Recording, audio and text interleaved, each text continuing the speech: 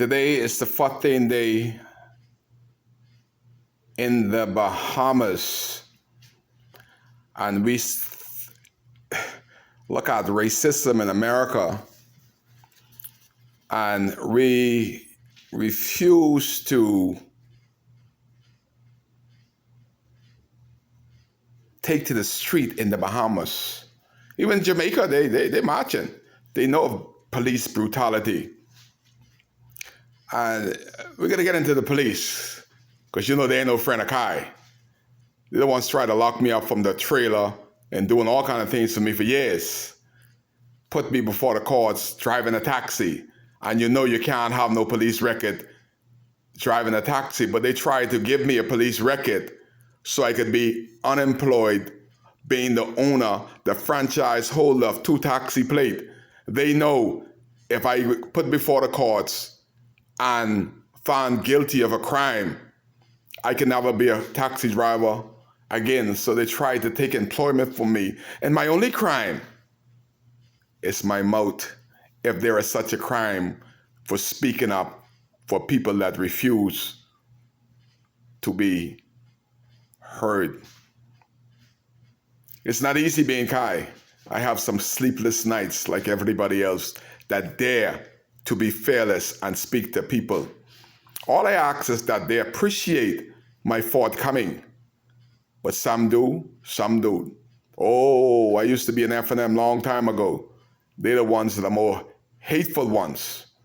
And they talking about the PLP was so brutal. They have never seen an F&M like this Hubert Minnis F&M administration. We're talking about racism. The worst racism is the black on black racism. And I see this in the immigration department.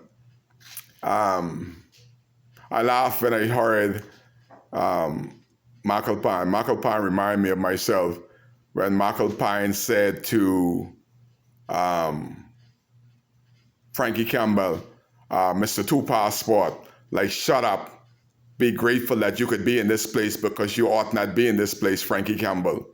And what he should have said to the Aguila is that those people down south is also your people. You're more Haitian than Bahamian, so you need to shut up too, because the 75 people that you all took back to Haiti this week, free flight, the question is, did y'all give them $200 this time when the country need the money? I'd like to ask the immigration director, Russell, did the normal practice of giving, they came by boat. I don't know why the hell they ain't gone back by Defense Force boat. That's a luxury boat. Is it cheaper to take them back by plane or by boat? That is the question I want to know. I don't know the dollar value, but I know the practice is to give them $200 when they arrive in Haiti. Y'all didn't do that to any Bahamians that you repatriated from wherever. Matter of fact, they had to pocket up and pay for their own ticket. This is our country. This is time to show love across the board. They didn't close the border. The government closed the border. So the government is totally responsible, especially if the government didn't give them chance. Like the Americans said, Trump said, okay, we're going to close the border at a certain time. My prime minister just watch and say, close it. Didn't give anybody a chance to hurry up and get back. So he is totally responsible. But black on black racism. I heard all my life that the white man kept you down in the Bahamas. Lie. But sometimes you believe the lie, depending on where you're from. It depends on your education status. If you upgrade yourself educational wise and political wise, you will know the difference. I have people in Abaco, some of them will never wear red. Some will never wear yellow. And these are educated people, you know. But they're doing that because they have them government job.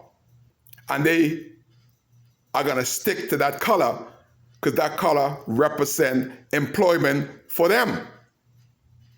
Not the party or the government. Any sensible thinking people know that this government ain't ready. This is the worst government ever. True and educated FNM are saying, wow. They said wow all day when they heard Dr. Dwayne Sands' speech from the throne during the budget debate.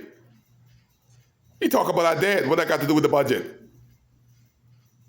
And then how he messed up his, whatever credibility he had. There must be some in-house fighting in the FNM for leadership or whatever.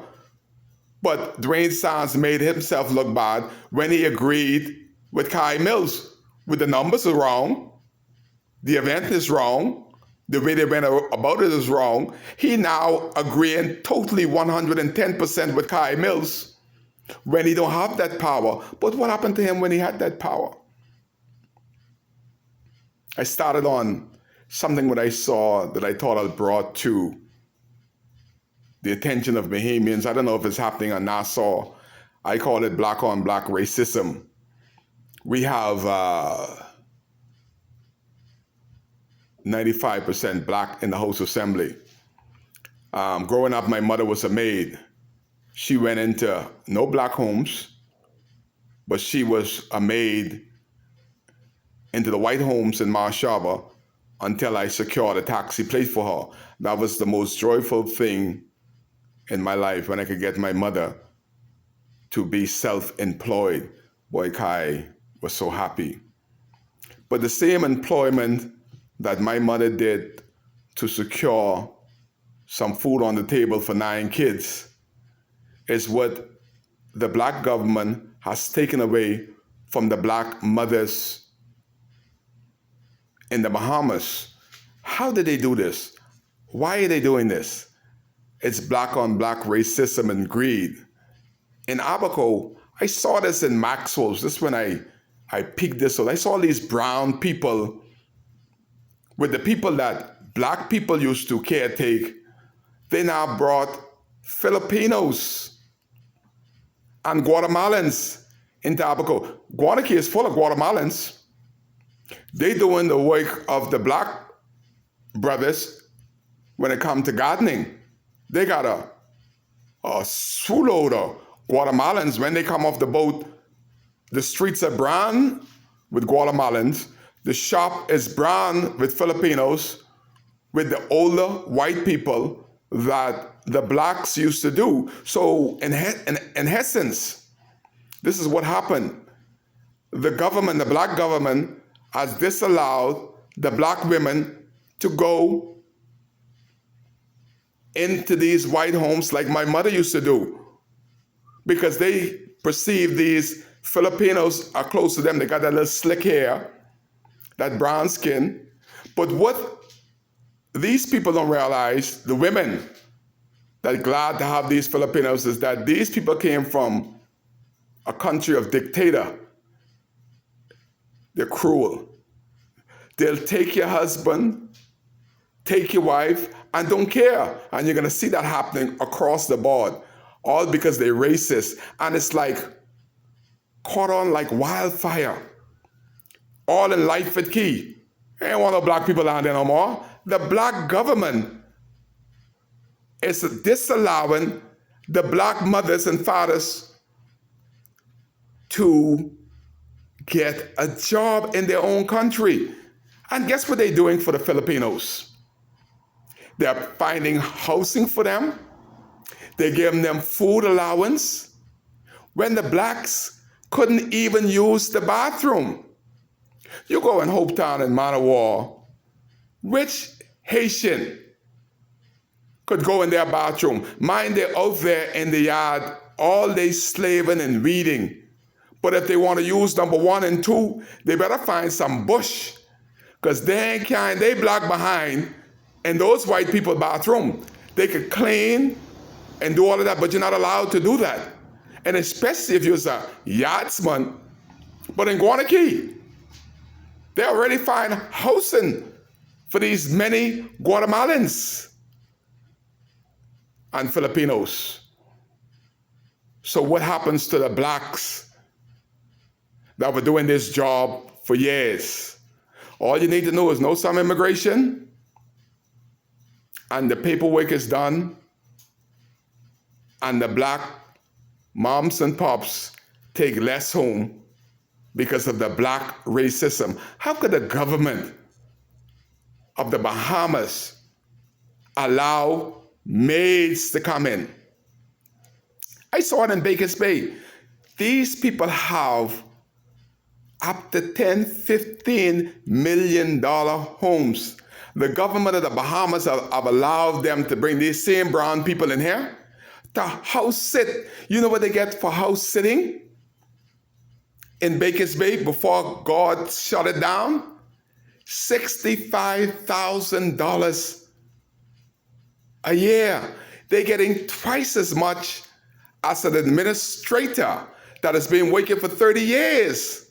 And guess what they get on top of that $65,000?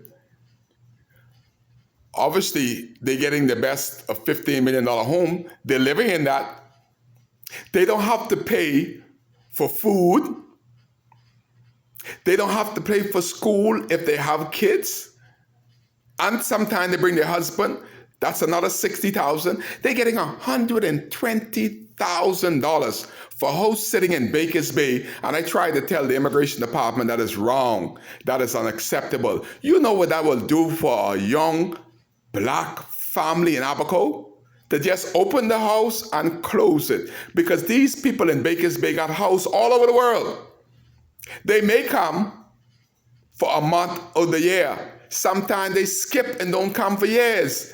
But the money is still coming in and the money is staying in the country. When these brown Filipinos and Guatemalans, my question is, how are you going to grow a country when the Filipinos and the Guatemalan, they have found gold in the Bahamas and they send in every dollar out? Remember, every dollar that they have is profit. They don't have to buy food. They don't have to pay for rent. They don't have to pay for water. They don't have to pay for electricity. All this is free. So all the money that they got and they make in Baker's Bay and elsewhere, it's going out the country. And they have not done, the whites have not done this for any black in the history of the Bahamas. And their immigration department is totally responsible. Just a little education on a Sunday while Kai is trying to educate the government how to keep the money home in the Bahamas. Send all these brown people back where they come from, right away.